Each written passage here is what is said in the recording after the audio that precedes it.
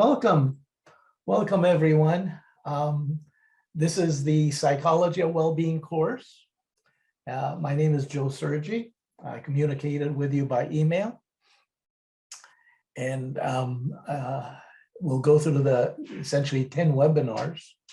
The book that we'll be using is this. So in essence, it's as you can see, it's a thick book. It's 800 pages long, but again, it's available as an ebook for a very discounted price. So we can essentially use this as a textbook. The book really covers quite a bit of material. Let me just give you an idea of what it is. Well, actually, the book is, the 10 webinars are very much structured as a function of the book. So the book is broken down in terms of different parts. The first part, focuses on the definitions, distinctions, and concepts of well-being. And then again, it also focuses on the importance of the concept of well-being in terms of its positive ramifications, positive outcomes in terms of health and work and achievement and so forth. The second part focuses on objective reality and how objective reality affects, actually various dimensions of well-being in terms of technology, in terms of economics, the economic environment, the political environment, the sociocultural environment, and so forth. Resources, as in time, money, and income and wealth, effects of demographics from age to gender to family life cycle and ethnicity, minority status, what have you. And then things related to consumption, consumption activities. And then we can get into the effect of biology, drugs, life events, and actually the environment itself. These are essentially objective dimensions related to well-being. And then part 3 of the book gets into subjective reality and its effects on well-being. In that context, we talk about the effects of personality, emotions and affect, cognition, beliefs and values, needs and need satisfaction, goals, and related concepts like self-concept and social comparison. All of these are psychological concepts, and in essence, they do have a bearing on well-being.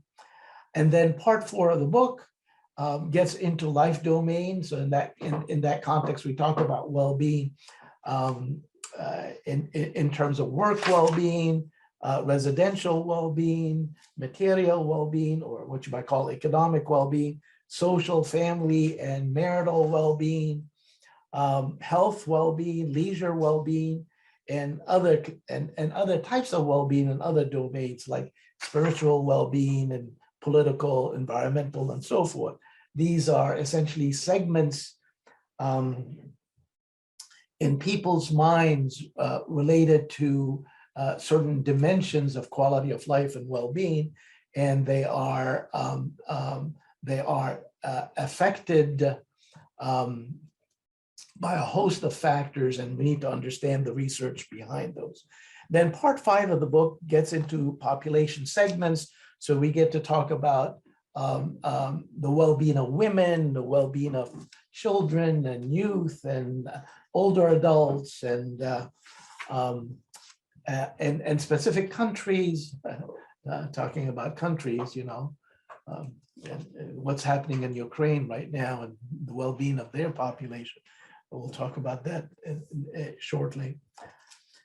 And other kinds of specialty populations. And then finally, the epilogue part of the book, gets into integrative models of well-being. And again, that in essence, the last webinar that we'll have. So that's the book. For those who are essentially registered as certified, meaning that you're seeking certification, you will get the ebook automatically. And I'm sure that Jill Johnson, the executive director of ISCOLS, shared with you the code in order to get the ebook. For those who are auditing the course, again, you may be able to get, if you're interested in the book, you may be able to get it also at a significant discount. The book is, because its thickness and its hardcover, it's $200 and something. But when you get it as an ebook, it's discounted to something like $54, again, US dollars.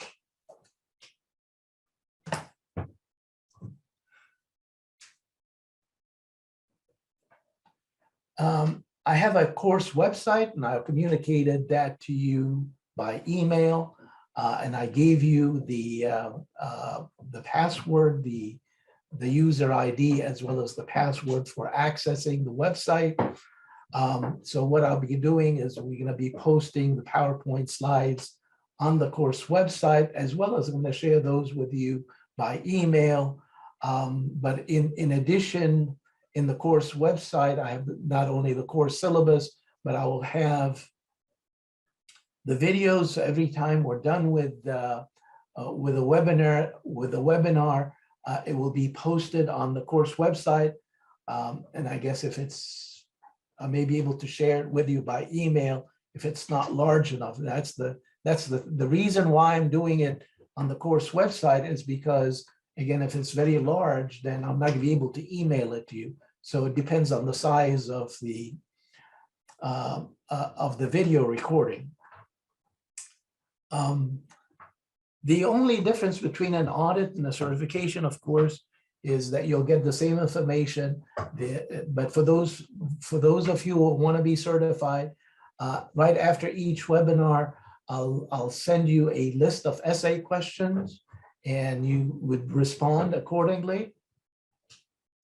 And these will essentially be graded and given a passing grade that you get certified as having passed the course at the end.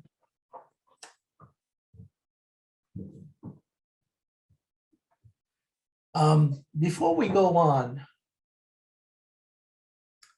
and you're talking about Ukraine and what's happening in the world today, especially I would like to share with you a moment of silence. A moment of silence to mourn. What are we mourning? We're mourning the loss of life in Ukraine. We're mourning the loss of democracy. We're mourning the loss of, or maybe not the loss, but literally the rise of fascism.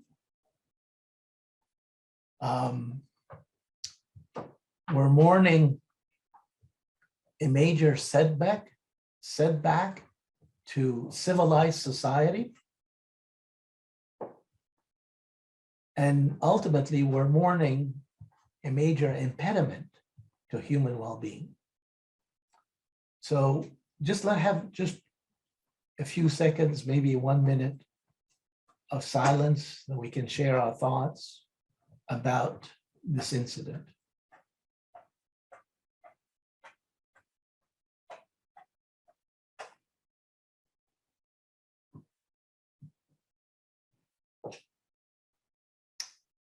Okay. Let's talk about course logistics before we get started. I'm going to be using the PowerPoint slides, and I'm sharing those PowerPoint slides with you. So for those who feel comfortable, going through the webinar, and you can activate your own PowerPoint slides and you take notes on the PowerPoint slides, that would be a good thing. I usually do that when I attend webinars. I don't know exactly what's your modus operandi, but if you do that, that would be a good way to do it, to take notes. Questions and answers. We've got so much to cover in terms of topics, in terms of concepts, in terms of research. So may I ask you to hold off whatever questions you have and literally type your questions in the chat room. And so you'll hold off on those questions and answers till the end. And I'll be able to look at the chat room and see what questions you may have. And whatever time we have left at the end, we'll be able to address those questions. Okay.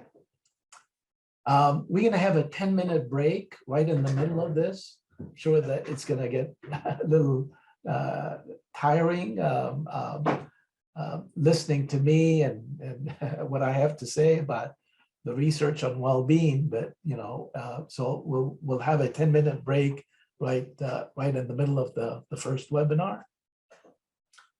And I hope that we'll be able to finish all the slides. But again, in the event that we don't, you have the PowerPoint slides. If you have any questions about those slides that we were not able to cover any in any thorough way, then you can ask whatever questions you may have. Or if you have the book, of course, then you'd be able to read the book, and that would be a good substitute.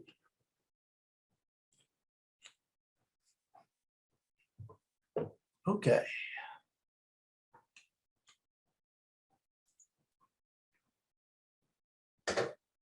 So you see the first slide, and it shows you the cover of the book. And it deals, again, with the research on happiness, subjective, interchangeable terms that we used in relation to well-being. We talk about subjective well-being. Subjective, it really captures the psychology of well-being. Perceived quality of life, life satisfaction, domain satisfaction, positive emotions, psychological well-being, positive mental health. All of these are interchangeable terms or interchangeable concepts, but there are definitely distinctions, and we'll talk about those distinctions. But again, we're talking about the umbrella, the overall umbrella of the concept of well-being, and again, these are interchangeable terms that we will be using. As I mentioned, again, the modules that we'll be covering, we have 10 webinars, and these are reflective of the chapters. So today we're going to be focusing on chapters 1 and 2 and chapter 3 of the book.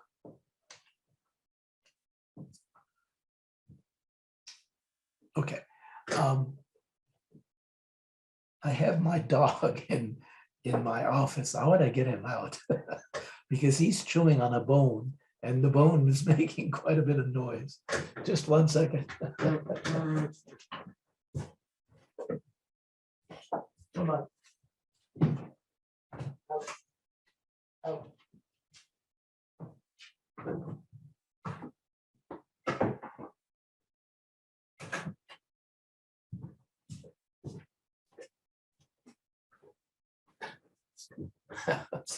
Sorry about the dog. Okay, let's start out with this idea of happiness. Philosophers have addressed the concept of happiness throughout the centuries. So, I mean, you can go all the way back to Greek philosophers and talk about Aristotle and Socrates, and they've been talking about happiness and writing so much about it. So we know so much about happiness. So we'll start out with the philosophical foundation of the concept of happiness. Again, happiness is interchangeable with well-being or quality of life. So again, at least in my mind, these are very interchangeable terms.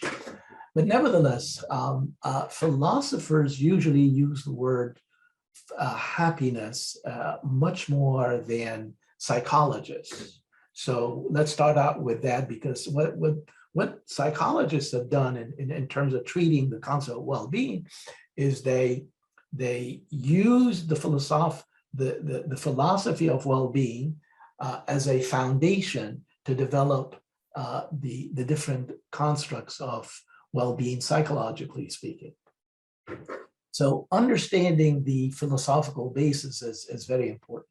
And as philosophers made a distinction between three concepts of happiness: psychological happiness, prudential happiness, and perfectionist happiness. So again, in the context of philosophy, these are very clearly three distinct types of views or schools of thought related to happiness, i.e. well-being, of course. So what do we mean by psychological happiness? In psychological terms, it translates to what we call hedonic well-being. And we'll try and understand the concept of hedonic well-being. One of the gurus, or essentially the founding fathers of the field of subjective well-being, is Ed Diener, who just recently passed away, by the way. Ed Diener, who was a professor at, well, actually several universities, but most of his professional career he spent it at the University of Illinois. And then later on, he was also affiliated with the University of Utah as well as University of Virginia in the United States. But he is essentially the person that provided the foundation of what we call subjective well-being. And you see a reference here. And the best way to actually capture this concept of hedonic well-being, and then again, we'll try and understand the philosophy behind hedonic well-being through this particular reference. New well-being measures short scales to assess flourishing and positive and negative feelings. And that has been published in Social Indicators Research. By the way, Social Indicators Research is one of the earliest academic journals that in essence had set the whole quality of life, social indicators, well-being movement. So again, it's a very well-established journal. So understanding the concept of well-being, especially from a hedonic perspective, you can look at this scale, and the scale gives you a gut feel for what hedonic well-being is about. So let me just read how the scale is presented and then talk about the philosophy behind it. So please think about what you have been doing and experiencing during the last 4 weeks. Report how much you experience each of the following feelings. So again, the focus is very much on feelings, emotions.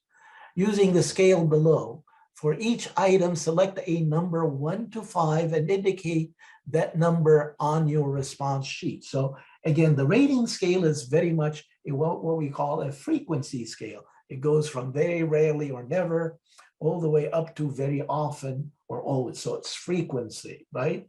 And so what are we measuring? We're measuring a host of positive and negative emotions, positive and negative feelings, from positive feelings, negative feelings, good feelings, bad feelings, pleasant feelings, unpleasant feeling, happy feelings, again, sad feelings of being afraid, joyful, angry, contented. All of these are emotions. So in essence, what the person is doing is responding by saying, how frequently I experience those emotions.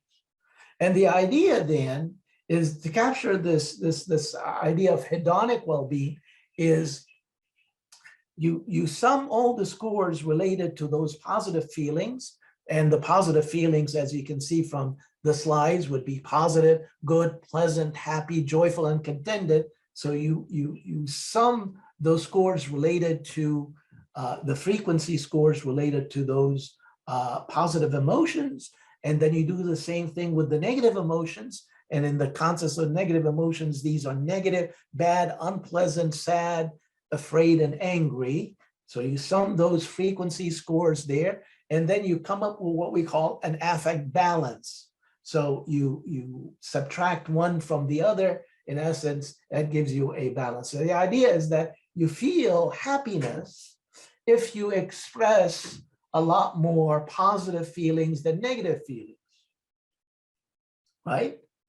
That is hedonic well-being because it focuses on hedonia, the pleasantness, the pleasure, or the angst, or the anguish, or the negative experience related to, you know, negative emotions. So other metrics of hedonic well-being would be, again, this one. It's, again, you ask person to come up with a diary, and through the diary, the person, in essence, would keep tab of all those positive or negative emotions that he or she may experience during the day. So this is another example of what you call hedonic well-being, a measurement of hedonic well-being. Participants are given a sampling diary and are instructed to rate their current feelings on a series of affect adjectives. Again, same kind of thing, but it's sort of in a different context. The day reconstruction method, again, the same kind of thing, but it's a sort of a 24-hour kind of a diary. Again, we're talking about variation of that. So before we get into prudential happiness, the concept of psychological happiness from a philosophical point of view focuses on hedonia. So the quality of life, well-being, happiness is nothing but, you know, experiencing positive feelings, positive emotions, feeling contented in life, well, not just in life, but, you know, in everyday life, than negative emotions. So again, that's the philosophical view of what, again, philosophers call psychological happiness. Now, I want to throw a caveat in there, and the caveat is psychologists use the concept of psychological well-being. Psychological well-being is very different from psychological happiness in the way philosophers talk about it. Okay, Doc, you know, keep that in mind, because when we talk about perfectionist happiness, and we'll talk about psychological well-being, which is what psychologists refer to as perfectionist happiness. So the second philosophical concept is prudential happiness. And again, before maybe we get into the measures of what the psychological correspondent of this concept is, philosophically speaking, you say, you know, philosophers would say, you know, you can have a person who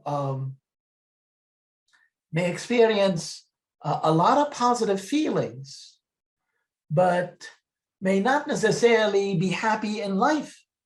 And the reason being is because that person may have a lot of sex, may eat, may be very gluttonous in the way he or she's eating, may have a lot of money to spend to, in essence, make themselves so happy, meaning experience positive feelings.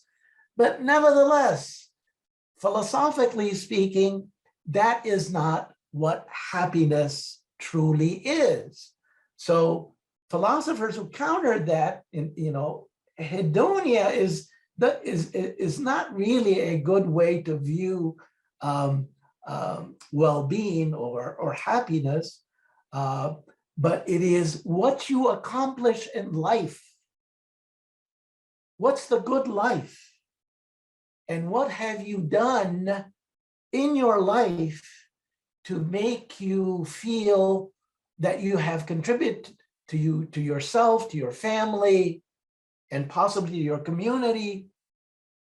So achievement is the essence,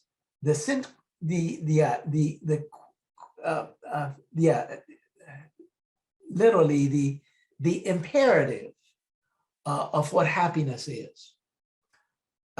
Psychologically speaking, we tend to translate this concept of achievement in life in terms of life satisfaction. So psychologically, again, psychologically speaking, the psychological correspondent to prudential happiness is life satisfaction. And again, Ed Diener talked about, well, he came up with this construct of subjective well-being, and life satisfaction is a very important ingredient in what he termed subjective well-being. And the best way to construe this concept of life satisfaction is to look at a measure, which is a very well established. This particular measure, which is called the Satisfaction with Life Scale, is published in the Journal of Personality Assessment, dated back in 1985, and it's a very, very well established measure of life satisfaction. There's so many studies out there have used this particular measure, and look at the items. The item, the measure is very simple. It involves 5 different items. In most ways, my life is close to ideal.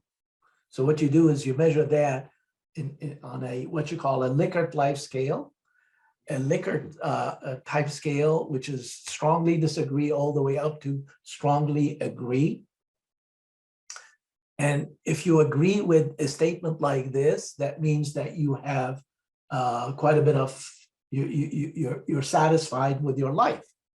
In most way, my life is close to ideal. The conditions of my life are excellent. I'm satisfied with my life. So far, I've gotten the important things I want in life.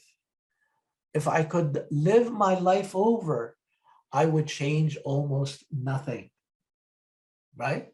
That's a, if you kind of stare at those items and let them sort of, sink in, you'd have a sort of a visceral understanding of the concept of life satisfaction.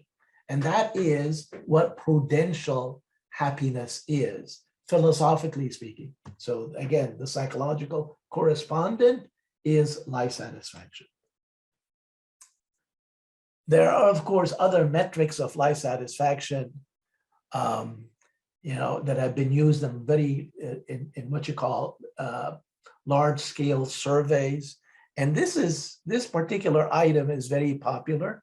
Thinking about your life, your own life and personal circumstances, how satisfied are you with your life as a whole, right?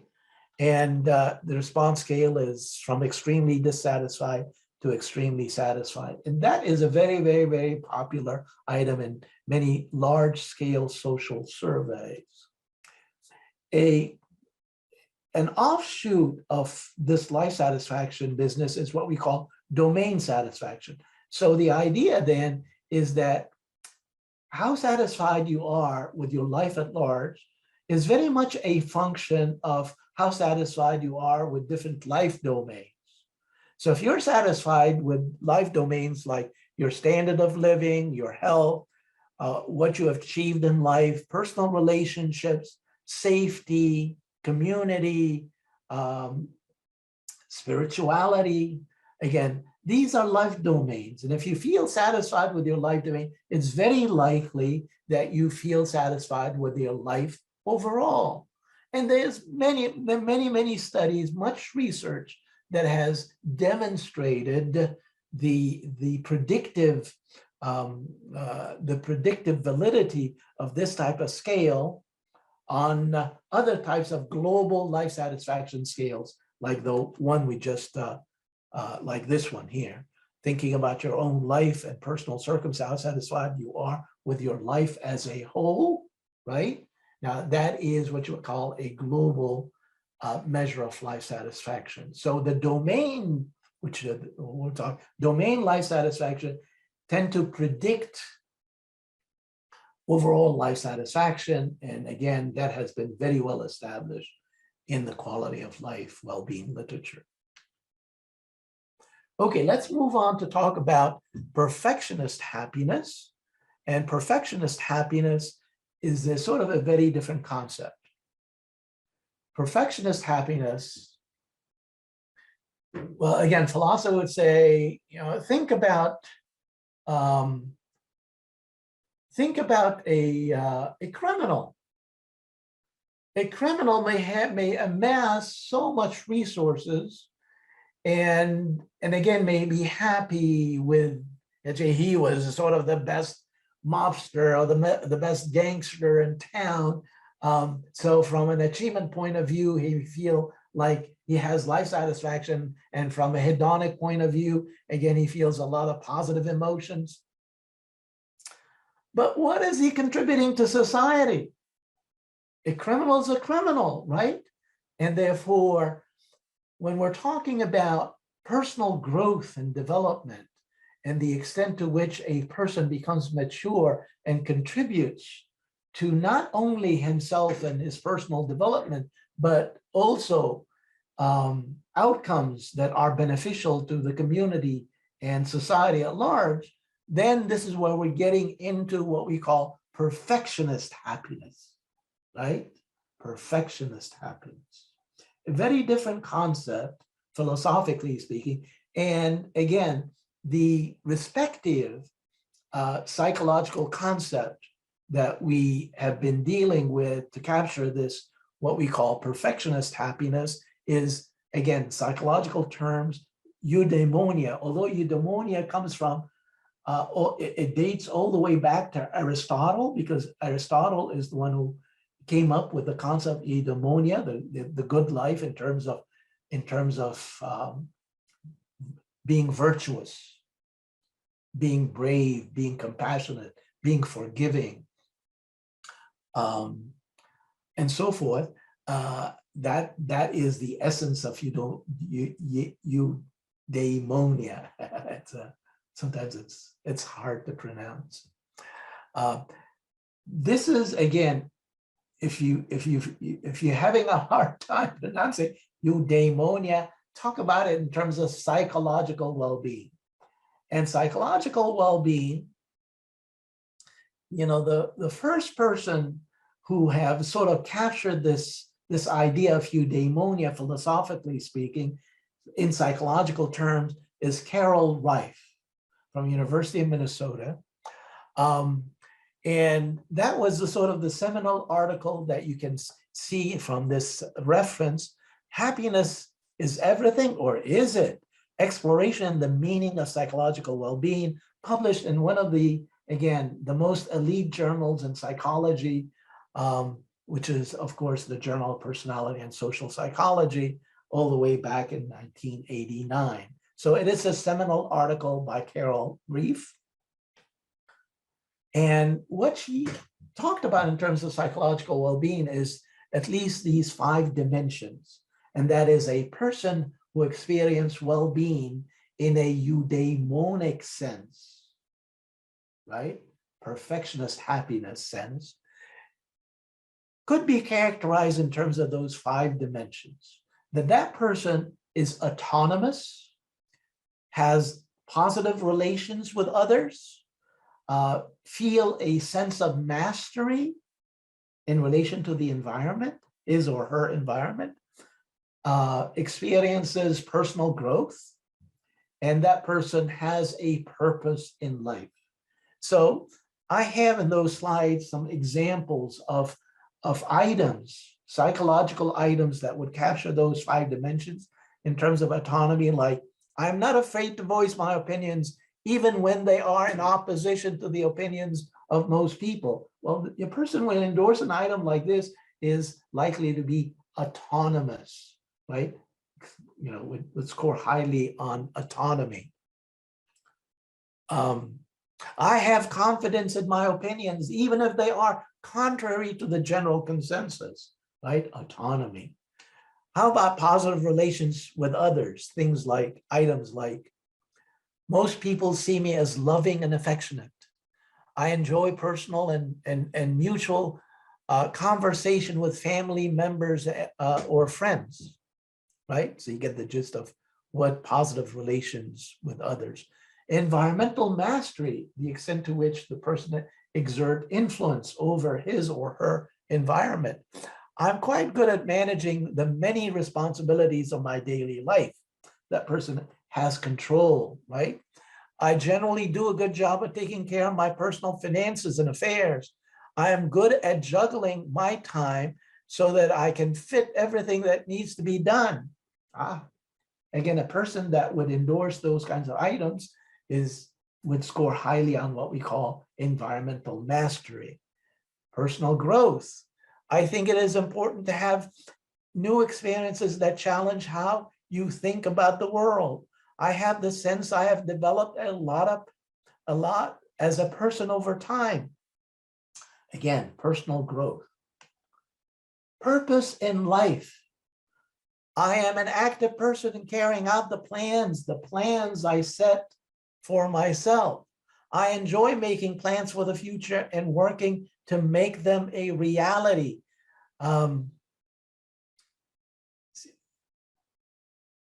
I don't have a good sense. Now, this is what we call reverse coded. I don't have a good sense of what it is I'm trying to accomplish in life. Of course, a person would score that reverse. That means that person has low purpose in life.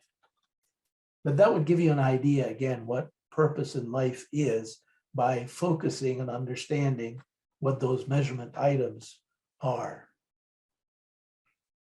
There are other measures of eudaimonia, and this one, again, by what you call the guru of subjective well-being, Ed Diener, and his many students and colleagues, again, published in Social Indicators Research. It's a short scale to measure or to capture what we call flourishing. Flourishing is another term that we use in relation to eudaimonia. And the flourishing. I want to mention you're not sharing your slides, just so you're aware of that. You just need to share your slides. Oh, I'm not. Oh, the. Yep, just click share screen. Thank you for the alert. Okay. What do you see now? Do you see it? Yep, you got it. Okay, so that's the flourishing scale. Good. Thank you, Susan. So the flourishing scale is I lead a purposeful and meaningful life. My social relationships are sportive and rewarding. I'm engaged and interested in my daily activities. I actively contribute to the happiness and well-being of others. Okay, a person who endorses those kinds of items is flourishing, is experiencing what we call eudaimonia, right? Because that person is not experiencing only personal growth, but that person is experiencing, is achieving positive outcomes in relation to the people around him, the community, society at large. So this is, again, an example of eudaimonia, which is a higher level, a higher concept of well-being.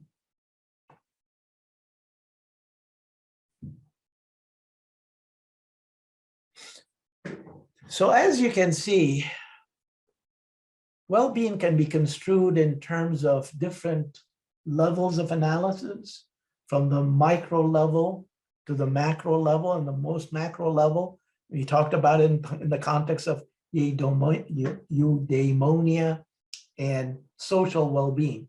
Social well-being is sort of the ultimate way of being a good person. A good person is not only a good person, but a good citizen, a good family member, a good community resident. That person contributes not only to himself in terms of personal growth and development, but also to the community at large. So that is social well-being. Recently, in 2019 and 2020, I actually wrote a book on that helps us put these different disparate concepts of well-being into some sort of integrative theory. and I call it positive balance, the theory of well-being and positive mental health. And again, the idea is to be able to understand those different concepts of well-being in terms of sort of a hierarchy. The hierarchy goes from the very physiological level to the emotional level, to the cognitive level, the metacognitive level, the developmental level, to the social ecological level. So it goes from the very micro to the very macro. And different concepts of well-being tend to be, can be construed, can be appreciated in terms of those different levels of analysis. Let's try and understand those some more. So at the very bottom level, at the very micro level, if you're talking about well-being, we can talk about well-being in the physiological sense, So what does that mean? Well-being in the physiological sense. It is at the physiological level, subjective well-being is construed as a preponderance, meaning it's so much of neurochemicals related to positive emotions. Now, what are those positive emotions? At the physiological level, these are, again, as neuroscientists have demonstrated over and over again through many, many studies, these are dopamine, serotonin, and oxytocin. These are the three major ones. There's not to say, I'm sure that neuroscientists say, well, there are other types of neurotransmitters that are involved in the hedonic experience of well-being, but these are the three main ones. So if you have a preponderance, meaning more of these positive neurotransmitters floating in your brain, so to speak, then you're likely to experience well-being. Preponderance of those positive transmitters, neurotransmitters, more so than what? What are the negative neurotransmitters? Well, the negative neurotransmitters are essentially, the major one is cortisol. Cortisol, and of course, the offshoot of cortisol is adrenaline. So it's very much associated with the stress, with the fight and flight response system at an organismic level. And when you have an animal, and we're animals, social animals, when we're threatened, we either fight or we flee. And when we do this, again, what we experience is the surge of a negative neurotransmitter, which is cortisol. And cortisol essentially activates adrenaline, and all of a sudden you can, the organism can flee effectively or fight effectively. And that's how nature bestowed us, this kind of ammunition, so to speak, physiologically speaking, in order to cope with life. So at a physiological level, well-being can be construed in terms of, the preponderance of positive than negative neurotransmitters. At a further level up, again, now we're talking about at the emotional level. At the emotional level, we're talking about hedonic well-being. Hedonic well-being would be something like the preponderance of positive affect. So psychologists talk about affect as emotions, right? And positive affect, what are examples of positive affect? Would be happiness, joy, elation, and so forth. Negative affect, of course, would be anger, sadness, fear, jealousy, envy. And again, these are the negative emotions. So a person experiences well-being if that person experiences more positive emotions than negative emotions. Remember the concept that, the concept of psychological happiness from a philosophical point of view. And we talked about, again, those scales related to hedonic well-being, well, that's exactly where we're at this level. At a further level up, again, we're going from micro to macro, we're looking at what we call domain satisfaction. So we experience satisfaction in different life domains. Our mind is very much divided in terms of different life domains. So I ask you, how's your love life? How's your social life? How's your work life? How's your leisure life, right? So people segment their experience in these different life domains, and they make judgments of how satisfied or dissatisfied they are in those different life domains. So the concept of well-being at a cognitive level is a cognitive judgment, right? Cognitive judgment about how they feel in relation to those different life domains. At a cognitive level, subjective well-being is construed as a preponderance of domain satisfaction. Satisfaction in salient and multiple life domains, such as family and work life, relative to dissatisfaction in other life domains. So if those people, if for a person who experiences a high quality of life, high level of well-being, that person experiences quite a bit of satisfaction in important life domains, such as work and family, social, and what have you. Depending on, those different life domains can vary in salience, or what we call importance. Different people, like for example, a person who is so much into his or her career would, of course, treat work life as very important. Any kind of satisfaction or dissatisfaction in work life affects life satisfaction at large. So domain satisfaction is very important, and it captures the concept of well-being at the cognitive level. But then we can climb up the ladder one step up, at what we call a metacognitive level. So now we're dealing with something like life satisfaction. Life satisfaction goes over and beyond a domain satisfaction. So we're dealing with a judgment, a cognitive judgment, taking into account everything, all those domains, and using some sort of a standard of comparison to make a judgment of this kind. So when I ask you, how do you feel about your life in general?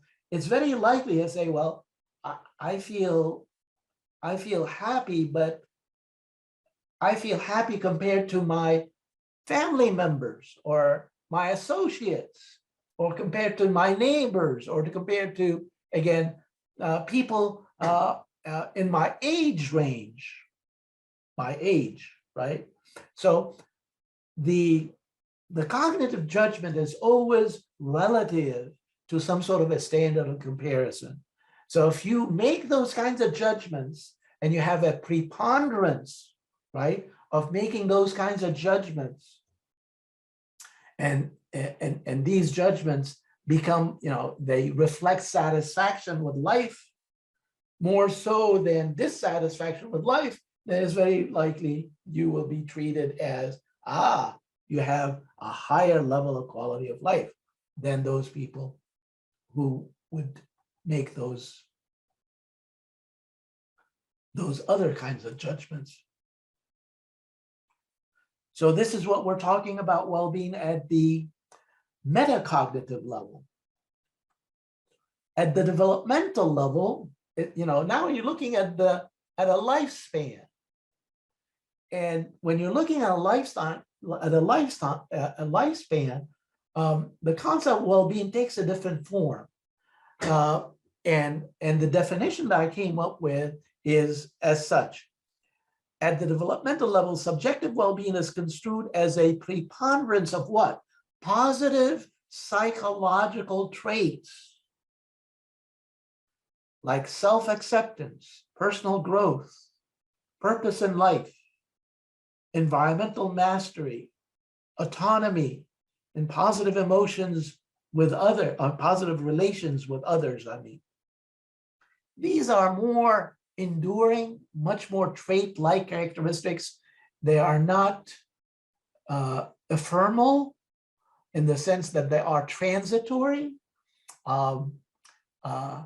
If a person has those traits at the developmental level, this is what we talk about quality of life. This is what we talk about well-being. That person has a higher level of well-being if that person has those kinds of personal traits at the developmental level. And you notice that, again, this kind of concept is very much equivalent to eudaimonia, or perfectionist happiness. So again, you can see the concept of well-being taking a different form as you're climbing up the ladder from the micro to the very macro.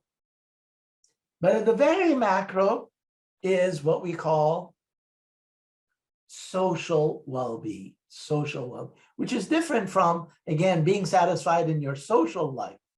Social well-being, according to psychologists, and again, there are sociologists among us, the notable person that I can think of who has set the stage for this concept of social well-being from a sociological perspective is Corey Keyes. He's a social psychologist in the sociological tradition.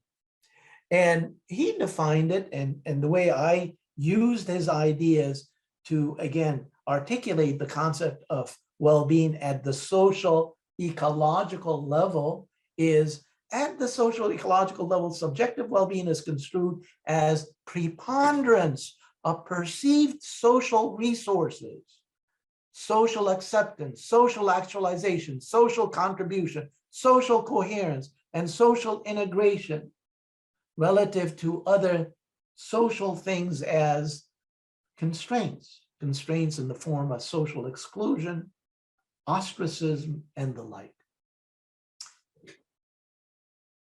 So social well-being, you take eudaimonia at a further level up, at what you might call a community or societal level, and the extent to which the person accepts his responsibilities to his family, to his community, to society at large. The way he not only accepts those responsibilities, but acts on them in terms of, social contribution, social coherence, and social integration, the extent to which that person fits in the context of the overall community, the overall society, and makes a contribution accordingly. That is the ultimate form of well-being. And we call it social well-being.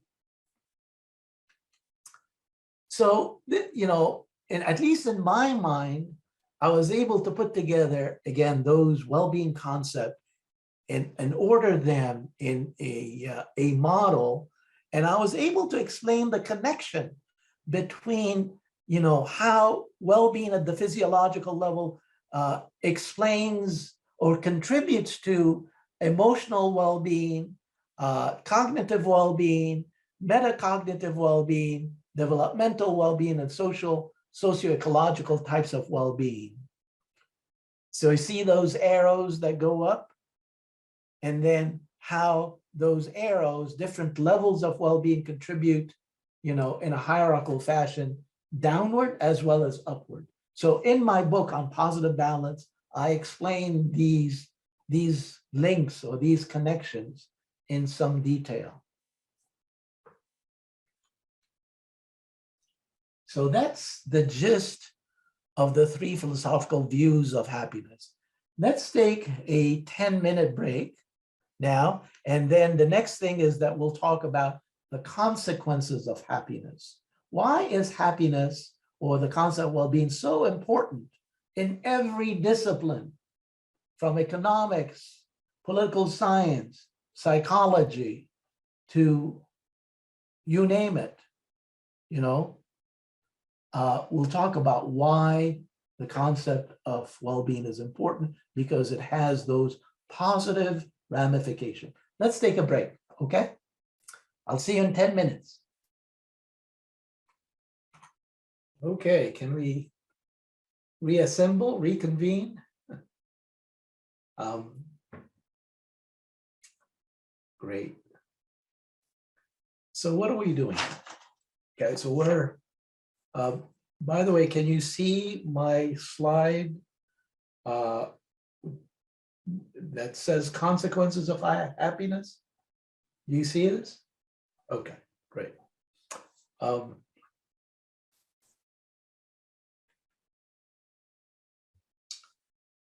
So before we get into this, as you can see from this slide, happiness or well-being or quality of life, tends to affect health life, work life, social life, moral life, cultural life, and the future of happiness. I'm just going to get a sense. I have 40 people on my list here. Now, I see 17 participants right now, so I'm assuming that many of you will register. I just want to see the video recording. At least for those who are with us, the concept of well-being proliferates every discipline that I can think of. I'm not saying mostly in the social behavioral sciences. I'm not gonna, stick my neck out and say every discipline, as in maybe the hard sciences, but let's just focus on the social behavioral sciences, economics, psychology, political science, sociology, other types of applied social sciences from public administration, business administration or management, marketing, hospitality and tourism. Many of those disciplines have adopted the concept of well-being, have adopted the concept of quality of life. It is what you might call the ultimate dependent variable. So in the context of doing research, when you think about it, let's say I'm thinking in terms of management. And this is, I am an industrial organizational psychologist. In the context of management, as well as marketing, because I go into consumer psychology, I'm also a consumer psychologist, but the umbrella of industrial organizational covers consumer psychology too. But let's say in the context of management, so much emphasis has been placed on job satisfaction. Job satisfaction. And management scholars, industrial organizational psychologists have hammered on the issue that job satisfaction is so important. And the reason why it's so important is because it affects employee productivity. A happy employee is a productive employee. But now what we're saying as management scholars, it's not good enough to really enhance employee satisfaction, job satisfaction, because it produces what you might call economic returns. We're doing it, or we're advocating organizations to adopt the concept of well-being because it's the right thing to do. It is the moral thing to do. So a lot of industrial psychologists and management scholars have kind of shifted to go from job satisfaction to employee well-being. And the idea then is to try and straddle these two concepts by figuring out, when we're talking about job satisfaction, making a person satisfied with his job or her job is good, of course, but we can do better by making employees more more than just satisfied with their job, satisfied with their lives. Satisfied with their life.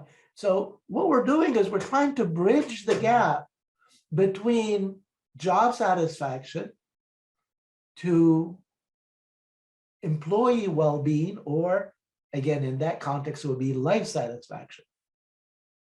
So how can you use organizational resources to enhance family well-being, to enhance leisure well-being, to enhance work well-being, to enhance a multitude of types of well-being in different life domains, as such contributing to well-being at large, as in life satisfaction, as in personal growth and development, as in social well-being? How can an organization uses its resources to do just that?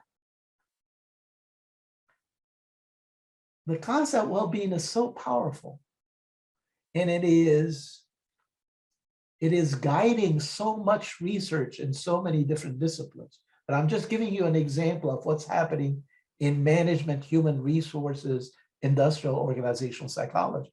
In the context of marketing, we also have a movement. So much has been emphasized the idea of customer satisfaction. The essence of marketing, the way you design a product, the way you market a product. I mean, you want to make sure that everything you do, again, it feeds into customer satisfaction, or sometimes consumer satisfaction. Not good enough. Not good enough, because again, now we're talking about consumer well-being. We want to do better than customer satisfaction. We want to make sure that, again, that what we're doing in terms of satisfying the needs of consumers, again, it not only satisfies the needs of the consumer in relation to that particular product in terms of its functional attributes, but the way the product feeds into the fulfillment of every need and every aspect of life. So let's say, for example, how do you design a product? How do you design a car, or maybe a cell phone, in a way that would contribute to leisure well-being, that would contribute to, again, communication well-being, that would contribute to work well-being, that would contribute to family well-being? Can you, again, spur the kind of research that would allow marketers to do better than customer satisfaction? And yes, we are doing that. Hopefully, we do a lot more of that in the future. That's why the concept of well-being is so important. It's so important because it becomes literally the basis, the ultimate goal of every social science, social and behavioral science discipline, from economics to management to political science, sociology, and so forth. So going back to the research and looking at the slide, happiness or well-being contributes to health. This particular slide is from, again, our guru, Ed Diener, and his many students and colleagues. This one really captures the essence of much of the research on the extent to which subjective well-being contributes to health. I may read it to you. It's, every time I read it, I have tears in my eyes because it's so powerful. 7 types of evidence are reviewed that indicate subjective well-being, such as life satisfaction, absence of negative emotions, optimism and positive emotions, causes better health and longevity.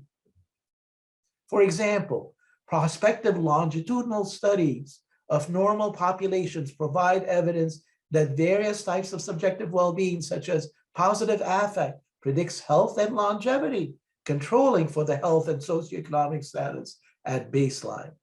Combined with the experimental human and animal research, as well as naturalistic studies of changes of subjective well-being and physiological processes over time, The case that subjective well-being influences health and longevity in healthy population is compelling,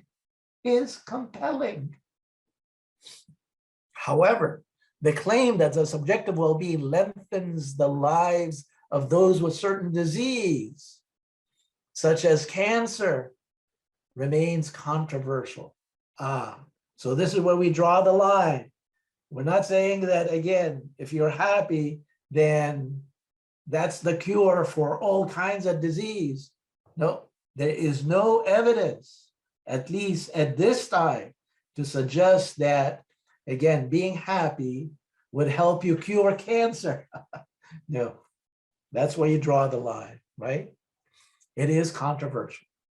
Although there are studies that kind of hint at that, and I've seen those studies. Positive feelings predict longevity and health beyond negative feelings. However, intensely aroused and manic positive affect may be detrimental to health. Now, this is kind of interesting. So the idea then is that it's not maximal happiness that's good.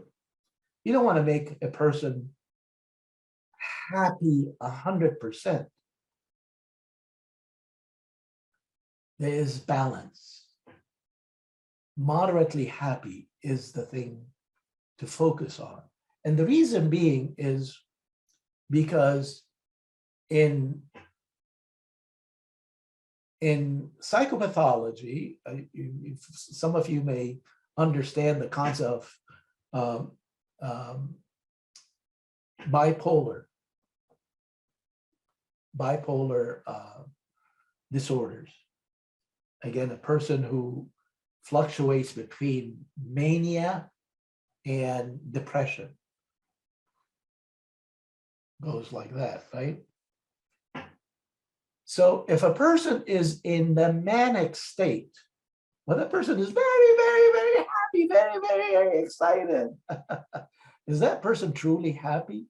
No, it's a function of a psychopathology. It's a psychopathological disorder. So the idea of being manic is not to be equated with true and authentic happiness. And this is where, again, Ed Diener and his colleagues provides us with this caveat. Don't go overboard. Plus, there is something to be said about if you're happy, 100% happy, there's no more room for happiness. And much of authentic happiness is based on what you call future happiness. People anticipate that they will become happy in the future. And therefore, if they are totally maximally happy now, then there's no room for growth. There's no room for future happiness. So the idea of when we talk about maximum happiness, we do not talk about maximum happiness. We talk about optimal happiness. It is up to a point in which there may be diminishing returns on happiness and its outcomes. There are also, of course, many studies that have substantiated the positive effect of work, which you already talked about. But again, this slide, tells you exactly what the studies have produced in terms of those positive outcomes: employee productivity, job performance, higher pay, higher supervisors rating, personal achievement, long-term financial achievement, creative thinking and problem solving, organizational citizenship, greater cooperativeness and less conflict in group projects, lower rates of absenteeism and tardiness, lower turnover and accident rates. There's so much research that has substantiated, validated the impact of happiness, well-being on those things, on those outcomes. The same thing can be said in terms of, again, the social sphere, and that is an active participation in social activities and involvement in one's community. So a person who experiences a high level of subjective well-being is a person that participates in all kinds of social activities, and is very much involved with community activities. And of course, being involved with community activities generates a higher level of community quality of life. Positive effects on, moral. So that's the moral dimension. Cooperation and ethical decision-making. Happy people tend to be much more cooperative. They tend to engage. They tend to make decisions that are quite ethical. They tend to engage in helping behavior. They tend to be much more altruistic than those people who are unhappy. They tend to volunteer more and contribute to their community a lot more. On culture, positive effects have been substantiated on generalized trust in others, trust in institutions, and democratic attitude. Talking about trust, my goodness, I mean, society and every societal institution, the efficacy of those institutions is very much based on trust. If people do not trust government, if they do not trust businesses that they transact with, then things stall. Things come to literally a halt. Things cannot be expedited without trust. And happy people tend to be more trusting, and therefore society at large functions better when people are more trusting. And talk about democratic attitudes. I hate to mention Russia, but right now, Russia is on my shit list. Excuse the French.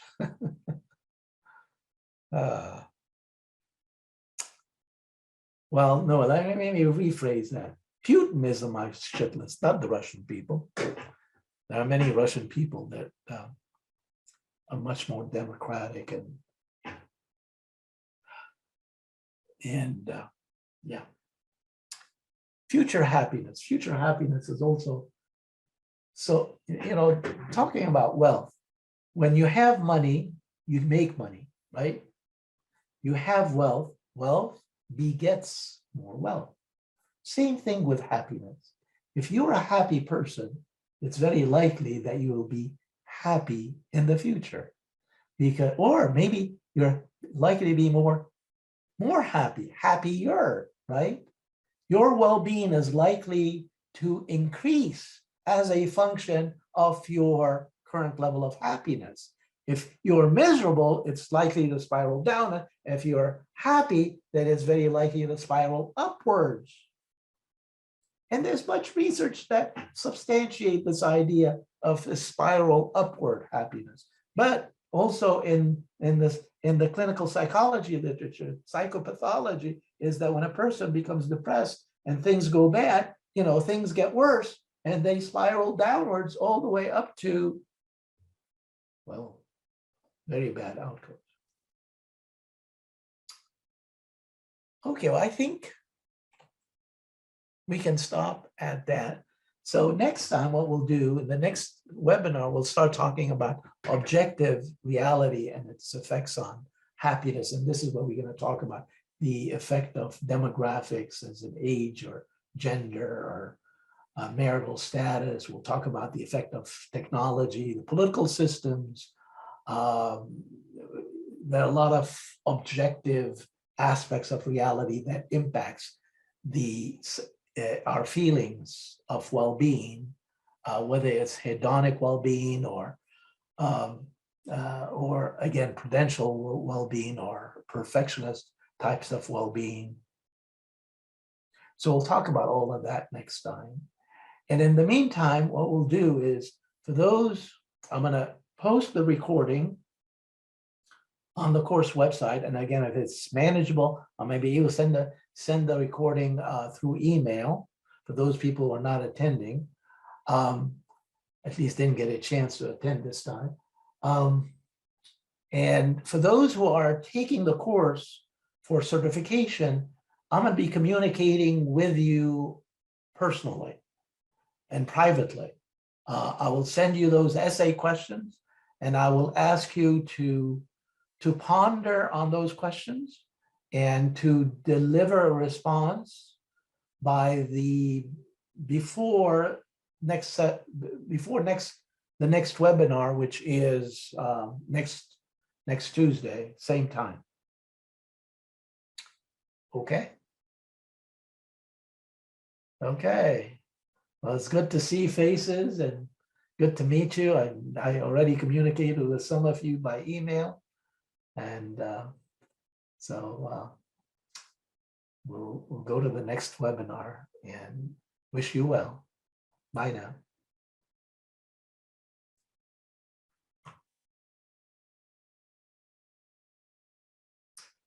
Oh, I'm sorry. I see 5 questions in the chat room. What I'll do is, given that we're out of time, I will try and respond to those and will send my responses to you by email. Hope that would work. Okay. Okay. Bye now.